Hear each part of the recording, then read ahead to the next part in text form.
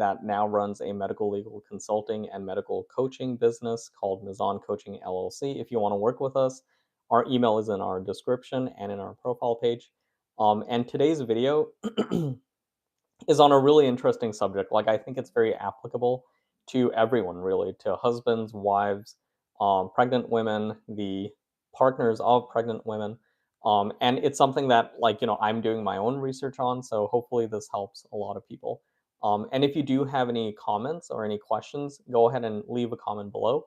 Our team will basically screen the questions and I will answer the questions in the order that we receive them. All right. So these are the top 10 best exercises for pregnant women. And again, like, what we're focusing on is basically physiological health for mom and baby, as well as just mental well-being, like mental health, basically. Um, and it's really, and these aren't really in order or anything. It's whatever you wish to do and wish whatever resources you have and whatever facilities you have. And I'm recovering from the flu. So my throat is a little, it's killing me a little bit, but it's okay. All right. So the number one best exercise really for all women, and it's very applicable, very easy to do. Ready? Is walking. So really just like walk every day if you can. And walking is a good, and I'm going, my notes are below me, so that's why I'm like looking down a lot. But so walking is the gold standard for prenatal exercises. It offers cardiovascular benefits without excessive joint strain. It improves circulation, reduces the risk of gestational diabetes, and helps maintain a healthy weight. The upright position also promotes optimal fetal positioning as pregnancy progresses. For women with no contraindications, contraindications just means like if you have these issues, you should not do a thing. So for women with no contraindications, 30 minutes of moderate paced walking most days of the week is ideal. Bonus, it requires no equipment and can be done pretty much anywhere, even in the hospital corridors during a busy shift. So, a lot of, I'm a physician, my wife is a physician. Most of our friends, guess what, are doctors. So it's like, it's very important that even if you have a very busy work day, if you're at work, wherever you are, in the hospital, in the office, wherever, even if you work from home, make sure that every hour or so you get up and you walk around. I work from home as well, so I'm not pregnant, but I always make it a point to get up every half an hour or so, and just walk around a little bit. And thank you everyone for joining. Like please leave any comments if you have any questions. And again, I just have a script that I wrote with all my notes. But if you do have any extra questions,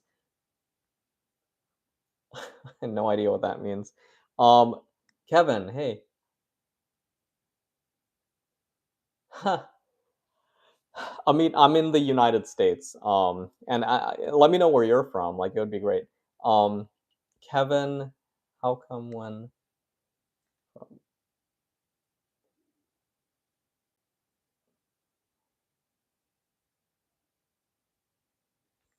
Oh, very nice. Yeah, I'm from the United States. Um, yeah, I have a lot of friends from India. Okay. Yeah, yeah, yeah. I'm from the United States. I was raised in California, actually. Yeah. All right, so number one is exercise, and number two is swimming. So swimming is known as a zero gravity workout. Swimming and water aerobics are excellent for reducing gravitational stress on joints while providing a full body workout. The buoyancy of water alleviates lower back pain and swelling, common complaints in pregnancy. Additionally, the hydrostatic pressure improves venous return, reducing the risk of varicose veins and edema. Swimming is particularly beneficial in the third trimester when mobility may be limited. Just avoid diving or high impact water sports to minimize abdominal trauma risk. So swimming is extremely beneficial, actually. Um, so like basically swimming is what we call it's the lowest impact, right? Because it's basically zero gravity. Like the water actually keeps you afloat. And so, for pregnancy, it's extremely vital that you try to limit as much. We call it physiological stress. So stress in itself means like, mental stress, psychological stress, but physiological stress means anatomical stress. Um, I don't know what Amida. No, I don't know Sidhu Muswala. Um, but yeah, let me know who that or what that is. All right. So swimming is extremely important again, simply because oh, looks like there's quite a few people from India. That's great. Thanks for joining, everyone. If you have any questions about this topic, ask any questions you guys have. All right. So number two is swimming. Swimming is great. Number three is coincidentally prenatal yoga. So it's a mind body connector and it's really good stretching. So prenatal yoga combines stretching, strengthening, mindfulness, making it a holistic exercise option. It improves flexibility, reduces stress, and enhances pelvic floor muscle tone, which is crucial for labor and postpartum recovery. Specific poses like cat cow and modified downward dog can alleviate lower back pain and improve posture. However, avoid hot yoga or poses that involve lying flat on the back after the first trimester to prevent supine hypotensive syndrome. So, supine hypotensive syndrome is a little bit scary. So, basically, what this means is that because there's an increase in blood volume when a woman is pregnant, we want to make sure that blood actually goes back to the heart. And again, I'm a physician, so I talk very frankly about this stuff. So, if you get up too quickly, you can actually faint. And again, if you just lie on your back for too long, the weight of it's not only the baby but the uterus actually pushes against a lot of your organs. And so this is again just tangentially it's important that for pregnant women that you lie on your side when you sleep. um, but prenatal yoga is fantastic. I don't. I'm not a yoga guru, but there are a lot of YouTube videos on like what kind of yoga poses to do, like when pregnant. That can actually help. It can actually help joint pain. It can prevent like aches and like stiffness, which is something that's extremely common during pregnancy. All right, number four is stationary cycling, the cardio compromise. So, stationary cycling provides a safe cardiovascular workout without the risk of falls associated with outdoor biking. It strengthens the lower body and improves endurance while minimizing impact on the joints. Adjust the resistance to maintain a moderate intensity and ensure proper seat height to avoid strain on the lower back. This is an excellent option for women who were regular cyclists pre-pregnancy but want to reduce fall risks. So again, cycling is great too because it's the same thing. It's the same as walking or even like akin to swimming because it's very low intensity and low physiological stress on your joints. Okay.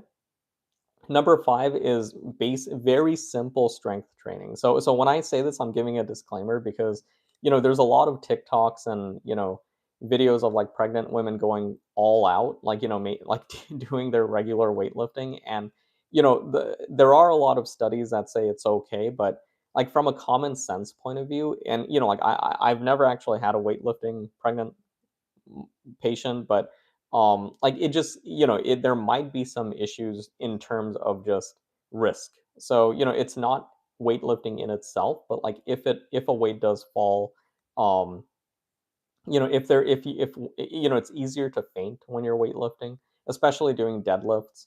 Okay, so strength training. So strength training with light weights or resistance bands helps maintain muscle mass and strength, which can decline during pregnancy due to hormonal changes. Focus on compound movements like squats, lunges, and modified push-ups to engage multiple muscle groups. Avoid heavy lifting, Valsalva maneuvers, and exercises that involve lying flat on the back, such as like the stationary bench press. Proper form and controlled movements are key to preventing injury and ensuring safety. So again, like exactly what I said, um, just make sure that if you do lift weights, that you're doing it in a controlled manner.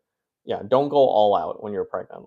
And also, I mean, the other thing is like it's very difficult to go all out when you're pregnant simply because it's very tiring in itself. Okay, so number 6 is Pilates, and Pilates is fantastic. So Pilates is a core stabilizer. Prenatal Pilates focuses on core strength, pelvic pelvic floor stability, postural alignment, all of which are critical as the body adapts to pregnancy. Modified exercises such as pelvic tilts, side lying leg lifts can help alleviate lower back pain and improve balance. Avoid deep twists or exercises that place excessive pressure on the abdomen. Pilates is particularly beneficial for women with a diastasis recti or those seeking to prevent it. So again, Pilates is great, like if you have like lower body stiffness, and also if there are issues with your hips, simply because the whole point of Pilates is to sort of like stabilize your core muscles and to strengthen your core muscles. Number 7 is Kegels. So Kegels are basically pelvic floor exercises. And Kegels are great because it basically will make your delivery a lot smoother. So Kegel exercises are a must for strengthening the pelvic floor muscles, which support the uterus, bladder, and bowel. Strong pelvic floor muscles can reduce the risk of urinary incontinence and may facilitate easier labor and delivery. To perform Kegels correctly, instruct patients to contract, basically squeeze the pelvic floor muscles as if you're stopping urine flow for 5 to 10 seconds and then relax. Aim for 10 to 15 repetitions 2 to 3 times daily. These can be done discreetly even during your work. Um, so again, and also like what's really funny is that like Kegel exercises are also great for men as well. And it helps with everything downstairs. Yeah. Number 8, low impact aerobics. So low impact aerobics classes designed for pregnant women provide a safe way to improve cardiovascular fitness, endurance. These classes often incorporate modifications to avoid excessive jumping or high impact movements. The group setting also offers social support, which can improve mental well being. Ensure the instructor is certified in prenatal fitness to avoid inappropriate exercises. So, again, this is also very important because socializing is absolutely necessary. A lot of pregnant women, they tend to they choose to stay home during the pregnancy. But again, it is important to maintain some sort of social contact. And low impact aerobics basically is like dance class, like Zumba. But again, make sure that you do it with an instructor that is certified in prenatal exercises because a lot of the movements in Zumba and these dance classes are absolutely contraindicated. Like you're not supposed to do them when pregnant. All right. Number 9 is simply stretching. Make sure you stretch many times a day. Regular stretching helps maintain flexibility, reduce muscle tension, and improve circulation. Focus on areas prone to tightness during pregnancy, such as the lower back, hips, and hamstrings. Incorporate dynamic stretches like hip circles and static stretches like the seated forward fold with modifications for comfort. Stretching can also be combined with deep breathing exercises to promote relaxation and reduce stress. And one thing that I would highly recommend is have your partner, your husband, help you with stretches. So there are a lot of partner stretches that can be done for pregnant women that are really beneficial. So for example, if your husband or partner goes to your feet and pushes your feet forward. So it's like as if you're pushing the legs towards the head of the woman. And this actually alleviates a lot of hip joint pain and pelvic pain as well. Speaking of pelvis, so the final exercise is something called pelvic tilts. So it helps low back pain really well. So pelvic tilts are a simple yet effective exercise for relieving lower back pain and improving pelvic alignment. Performed on hands and knees or while standing, they engage the core and pelvic floor muscles without straining the abdomen. Encourage patients to incorporate pelvic tilts into their daily routine, especially in the third trimester when back pain is most prevalent. This exercise can also be used during labor to facilitate fetal positioning. And again, yeah, so pelvic tilts are really important. Just make sure that you watch proper YouTube videos, by someone licensed in performing pelvic tilts. And again, this is absolutely true. While during delivery itself, the midwife or the OB-GYN will act or the nurse will actually direct you to do pelvic tilts in order to, if the baby is not completely cephalic, if the head is not exactly, facing down or, downwards, it really helps. And a few key considerations for these exercises. The number one is contraindications. So avoid exercise in cases of placenta previa, preterm labor, or severe preeclampsia. These are basically illnesses that make it more likely for something to go wrong during pregnancy. So just talk to your OB-GYN, see if you can even do these exercises on your own. Next, in terms of intensity, aim for moderate or low or to moderate intensity exercises. Um, Meaning you're able to talk but not sing during activities. So, like like if you're walking, like walk at a pace where you're still able to talk. Okay. Next is hydration and nutrition. So ensure that adequate hydration and caloric intake to support increased metabolic demand. So make sure you're drinking enough fluids, you're eating enough. And lastly, monitoring. So advise patients to stop exercising if they experience dizziness, shortness of breath, or vaginal bleeding. So again, like if you have these issues, then just stop. Like it's better to just rest than like exercising too much and feeling out of breath and like these issues. Um, so yeah, so hopefully this top 10 list helps like for all the people who are pregnant right now or planning to get pregnant. Simply because, it's better to know than not to know, right? So and also it's important to know what is safe and what is not safe. But yeah, so if you do have any questions, I'll stay on for about a minute more. But like, and my team is basically going through the comments and whatever you want me to respond to, just leave a comment below.